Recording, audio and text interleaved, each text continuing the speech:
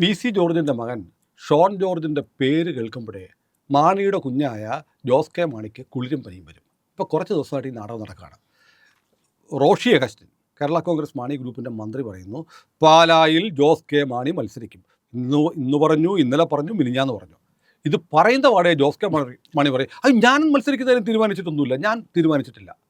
അപ്പോൾ ഒരു വലിയ tug of war Jose K മാണിയും റോഷി അഗസ്റ്റിനും തമ്മിൽ നടക്കുകയാണ്. കാരണം പാർട്ടിയുടെ നേതൃത്വം ഇപ്പോൾ റോഷിയുടെ കയ്യിലാണെന്ന് പറയപ്പെടുന്നു.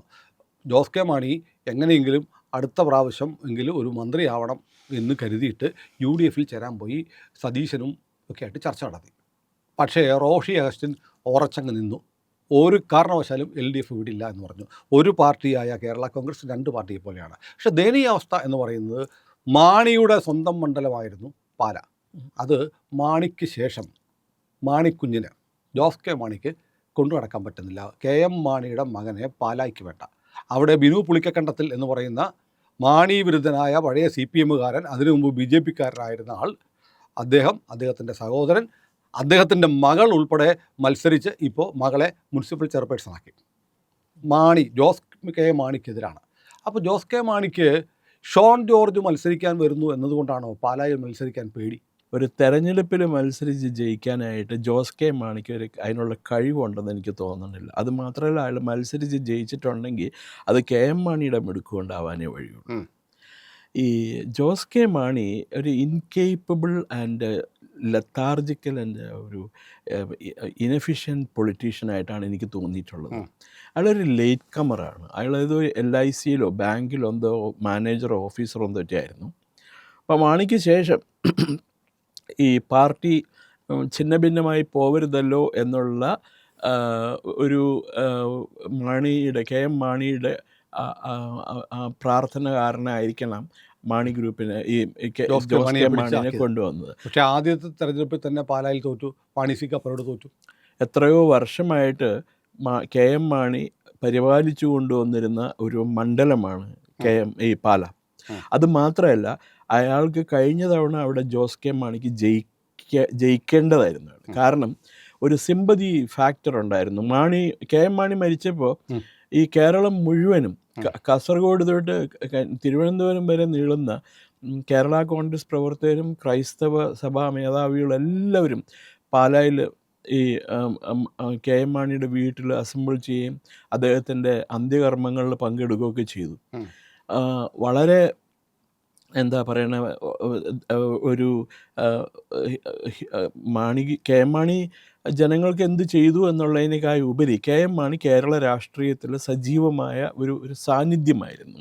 ജനങ്ങൾക്കൊക്കെ അദ്ദേഹത്തോട് വലിയ ഇഷ്ടമുണ്ടായിരുന്നു. പിന്നെ അദ്ദേഹം ചെയ്ത ഒരേ ഒരു തെറ്റ് ഈ ജോസ് കെ മാണിനെ പ്രൊമോട്ട് ചെയ്ത് കൊണ്ടുവന്നു എന്നുള്ളതാണ്. അപ്പോൾ രാജ്യം മൊത്തം കാണുന്ന ഒരു പ്രതിഭാസം ഈ മക്കൾ രാഷ്ട്രീയം, ഡൈനാസ്റ്റി പൊളിറ്റിക്സ് പിറകെ ഒന്നായിട്ട് ഇടിഞ്ഞു പൊളിഞ്ഞു പോയിക്കൊണ്ടിരിക്കുക. ഇപ്പോൾ അടുത്ത 2-3 തെരഞ്ഞെടുപ്പ് കഴിഞ്ഞാൽ സമാജ്വാദി പാർട്ടി ഉണ്ടാവില്ല UP-യിൽ, അതേപോലെ തന്നെ മായാവതി പാർട്ടി ഉണ്ടാവില്ല. ദെൻ അനദർ തിങ്, രാഷ്ട്രീയ ജനതാദൾ. നമ്മൾ കഴിഞ്ഞ ദിവസം പറഞ്ഞു, രാഷ്ട്രീയ ജോക്കേഴ്സ് ദളായിട്ട് മാറിയിരിക്കുന്ന പാർട്ടിയാണിത്. DMK ഇപ്പോൾ സ്റ്റാലിൻ മരിക്കും എപ്പോൾ വേണമെങ്കിലും. സ്റ്റാലിൻ വളരെ എന്തോ ഗൗരവമായ അസുഖമാണെന്നാണ് എല്ലാവരും പറയുന്നത്. ഇന്ന് തെരഞ്ഞെടുപ്പിന് തൊട്ട് മുമ്പ്, തെരഞ്ഞെടുപ്പ് പെരുമാറ്റച്ചട്ടം വരുന്നതിന് മുമ്പ് 1,31,00,000 വനിതകൾക്ക് 5,000 രൂപ വീതം അക്കൗണ്ടിലേക്ക് കൊടുത്തു. അയാൾക്ക് പേടിയുണ്ട്. ഈ NDA മുന്നണി അയാളെ തോൽപ്പിക്കുന്ന തമിഴ്നാട്ടിൽ വളരെ ശക്തമായിട്ടുള്ള ഒരു ആൻറ്റി ഇൻകുംബൻസി ഫാക്ടറുണ്ട്. അത് നമുക്ക് വളരെ ഫീൽ ചെയ്യാൻ സാധിക്കും. ഒരു മനുഷ്യനും സ്റ്റാലിനെ കുറിച്ച് നല്ലത് പറയാനില്ല. പിന്നെ അത് മാത്രമല്ല, ഹിന്ദുക്കൾ വളരെ അപ്സെറ്റാണ്. നമുക്ക് തമിഴ്നാട് ഒന്ന് സെപ്പറേറ്റ് സംസാരിക്കാം. ഷുവർ. അപ്പോൾ അതേപോലെ അതിൻ്റെ അലയൊലികൾ കേരളത്തിലുണ്ടാവാതിരിക്കില്ല.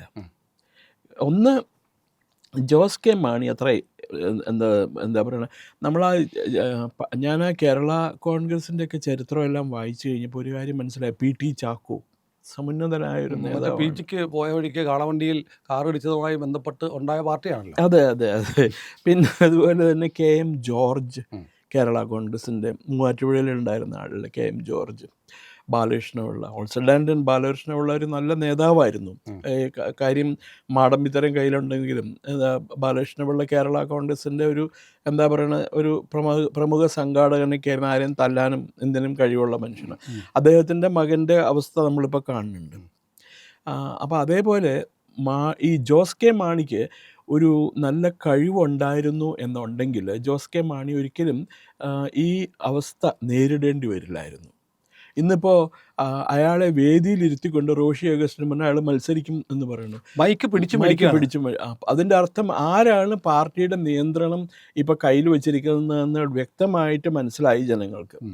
ഇത് ഇനിയുള്ള ദിവസങ്ങളിൽ മുഴുവൻ കേരള കോൺഗ്രസിനകത്ത് പൊട്ടിത്തെറിയുടെ ദിവസമായിരിക്കും.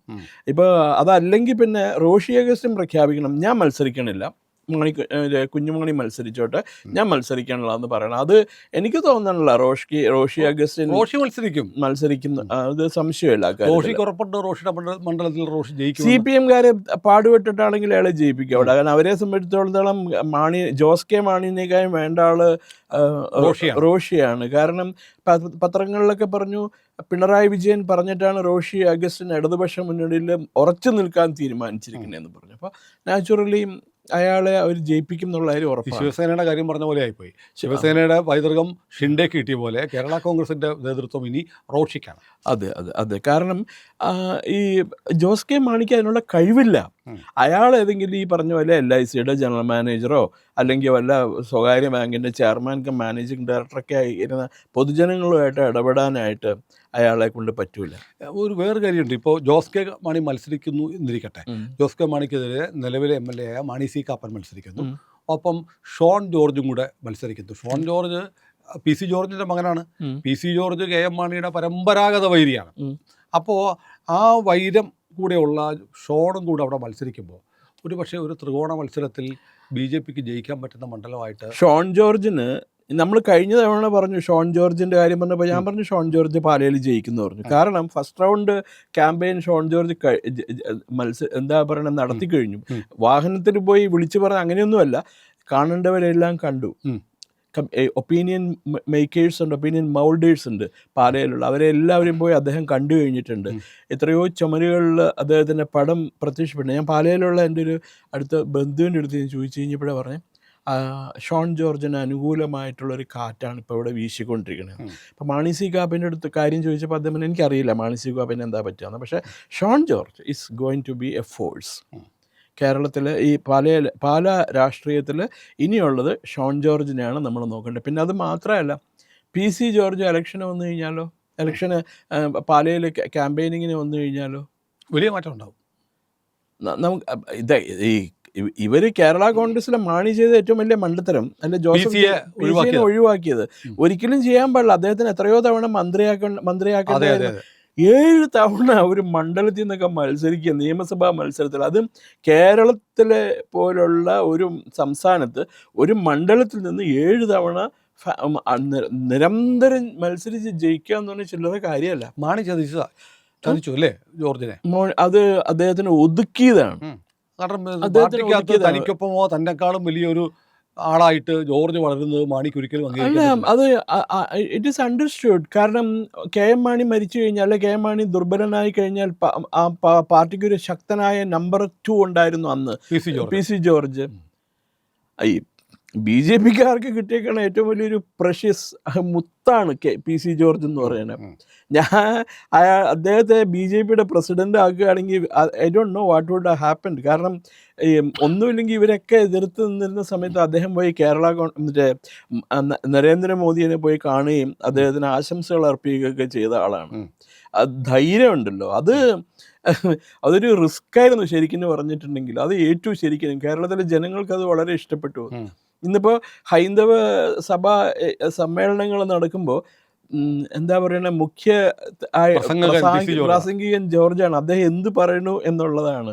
ഇപ്പം അദ്ദേഹം ഓപ്പണായിട്ട് പറഞ്ഞില്ലേ, ഞാൻ ഈ മറ്റേ മതം മാറ്റത്തിനും അതിനൊക്കെ ഞാൻ എതിരാ. എന്ത് മതം മാറ്റം? ഇവിടെ ഉള്ള ആൾക്കാരെ വെച്ചിട്ട് മര്യാദയ്ക്ക് ജീവിച്ചാൽ മതി. ഇവിടെ ഹിന്ദുക്കളുടെ നല്ല മനസ്സത് കൊണ്ട് ക്രിസ്ത്യാനികൾക്കൊക്കെ ഇത്രയും പോലെ വളർന്നു പന്തലിക്കാൻ സാധിച്ചത്. അതിനിടയ്ക്ക് അവരെ പോയി ഉപദ്രവിക്കാൻ പോകണം എന്ന് ചോദിച്ചു. അതിൽ ഫ്രാങ്കോയുടെ കേസിൽ അദ്ദേഹം പറഞ്ഞു, ഫ്രാങ്കോ കുറ്റം ചെയ്തിട്ടുണ്ടെങ്കിൽ നിങ്ങൾ തെളിവുമായിട്ട് പോവുക. വെറുതെ ഒരു പെൻഷൻ കയറിയിട്ട് ബലാത്സംഗം ചെയ്തു എന്ന് പറഞ്ഞ് എന്താ പറയുന്നത്, അയാളെ ശിക്ഷിക്കണം എന്ന് പറഞ്ഞ്. ഈ നാട്ടിൽ കോടതിയും നിയമവ്യവസ്ഥയൊക്കെ ഇല്ലേ? 14 വർഷം ആയിട്ടാണ് പീഡിപ്പിച്ചു എന്ന് പറയുന്നത്. 14 വർഷം ഉണ്ടായിരുന്നില്ല. 14 വർഷം കഴിഞ്ഞപ്പോഴാണ്. ഇതിന് മറുപടി ഉണ്ടോ പറയാനായിട്ട്? അപ്പം അങ്ങനെയുള്ള ഒരു നേതാവാണ് PC ജോർജ്. ഈ ജോസ് കെ മാണിയുടെ രാഷ്ട്രീയ ജീവിതം ഏതാണ്ട് അവസാനിക്കാറായി, യവനിക വീഴാറായി. കാലയവനിക അല്ല, യവനിക വീഴാറായി. അദ്ദേഹം ദീർഘകാലം ജീവിച്ചിരിക്കട്ടെ, ഒരു കുഴപ്പമില്ല. വീട്ടിലെ സ്റ്റേറ്റും അതൊക്കെ നോക്കി കഴിഞ്ഞുകൂടാനാണ് അദ്ദേഹം നോക്കേണ്ടത്. അദ്ദേഹത്തിൻ്റെ സ്വന്തം അളിയൻ എന്തൊക്കെയാണ് KM ജോസഫ് എന്ന് പറഞ്ഞ പഴയ IAS കാരൻ തോന്നുന്നു. അദ്ദേഹം കൂടി ജോസഫിൻ്റെ കൂടെയാണ് ഇപ്പോൾ, PJ ജോസഫിൻ്റെ കൂടെയാണ്. അപ്പം തന്നെ ആ മനുഷ്യൻ്റെ ക്വാളിറ്റി എന്തുണ്ടെന്ന് മനസ്സിലായില്ലേ? എനിക്ക് തോന്നുന്നു തല്ലിക്കൊന്ന ജോസ് കെ മാണി പാലയിൽ മത്സരിക്കില്ല. പക്ഷേ എന്താ ചെയ്യുക, ഇപ്പോൾ പാർട്ടി തീരുമാനിച്ചു കഴിഞ്ഞാൽ പിന്നെ അയാൾ ഒന്നിൽ റോഷി അഗസ്റ്റിനെ പുറത്താക്കേണ്ടി വരും. എന്താ പറയുക, ഔട്ട് ഓഫ് ദ വേ ചാടി സംസാരിച്ചതിന്. അതിനയക്ക് ധൈര്യമുണ്ടോ? ഈ 4 ദിവസത്തെ വർത്തമാനം കൊണ്ട് തന്നെ എല്ലാവർക്കും ബോധ്യമായി ജോസ് കെ മാണിക്ക് പാലായിൽ മത്സരിക്കാൻ പേടിയാണ്. അതെ അതെ അതെ അതെ അതെ അല്ലാണ്ട് അയാൾ അത്ര വൈമുഖ്യമൊന്നും, അയാൾ പറയണ അത് പാർട്ടി തീരുമാനിക്കുന്നു. പാർട്ടി എന്ന് പറഞ്ഞാൽ പാർട്ടി ചെയർമാൻ പറയുക, പാർട്ടി ചെയർമാനല്ലേ തീരുമാനം എടുക്കേണ്ടത്. റോഷി മറ്റൊന്നുകൂടെ പറഞ്ഞു, നേതാക്കന്മാർ മത്സരിച്ച് അണികൾക്ക് ആത്മവിശ്വാസം കൊടുക്കുകയാണ് വേണ്ടത് എന്ന് പറഞ്ഞാൽ ഇയാൾ ഭീരുവാണെന്ന് ഇൻഡയറക്റ്റ് ആയിട്ട് റോഷി പറയുകയാണ്. അതെ അതെ. പിന്നെ റോഷിന് വേറൊരു കാര്യമുണ്ട് കേട്ടോ. അദ്ദേഹം ഈ തീയിൽ കുരുത്തത് വെയിലത്ത് വാടില്ല എന്ന് പറഞ്ഞ പോലെയാണ്. മാണിയും റോഷിനെ ഒതുക്കാനായിട്ട് കുറേ അധികം ശ്രമിച്ചിട്ടുണ്ട്. ആ കഥയൊക്കെ അറിയാമല്ലോ സുനിലിന്. മാണി മാത്രമല്ല, മിസ്സസ് KM മാണിയും കൂടി അദ്ദേഹത്തിനെ ഒതുക്കാനായിട്ട് ശ്രമിച്ചിട്ടുണ്ട്. എന്നിട്ടും പിടിച്ചു നിന്നു എന്നുള്ളതാണ്. ഉള്ളിൽ ഓർമ്മകൾ ബാക്കിയുണ്ട്. അത് മാത്രമല്ല, അദ്ദേഹം ഇടുക്കിക്കാരനാണ്. ഇടുക്കിയിലെ ക്രിസ്ത്യാനികൾ എന്ന് പറഞ്ഞിട്ടുണ്ടെങ്കിൽ അവർ അഗ്രസീവ് ഫൈറ്റേഴ്സ് പോലെ നിൽക്കും നാടൻ ഭാഷയിൽ. ഏതായാലും കേരള കോൺഗ്രസ് രാഷ്ട്രീയം, പ്രത്യേകിച്ച് കേരള കോൺഗ്രസ് മാണി രാഷ്ട്രീയം വളരെ സജീവമായ ചർച്ചകൾക്ക് ഇനിയും ഉള്ള ദിവസങ്ങളിൽ വഴിതെളിക്കുമെന്ന് കാണാം. അതെ അതെ. അപ്പോൾ പ്രിയപ്പെട്ട പ്രേക്ഷകരെ, കുമാർ ചെല്ലപ്പൻ സാർ നമ്മുടെ കൂടെയുണ്ട്. ഇന്ത്യ ലൈവ് സബ്സ്ക്രൈബ് ചെയ്യാൻ മറക്കാതിരിക്കുക.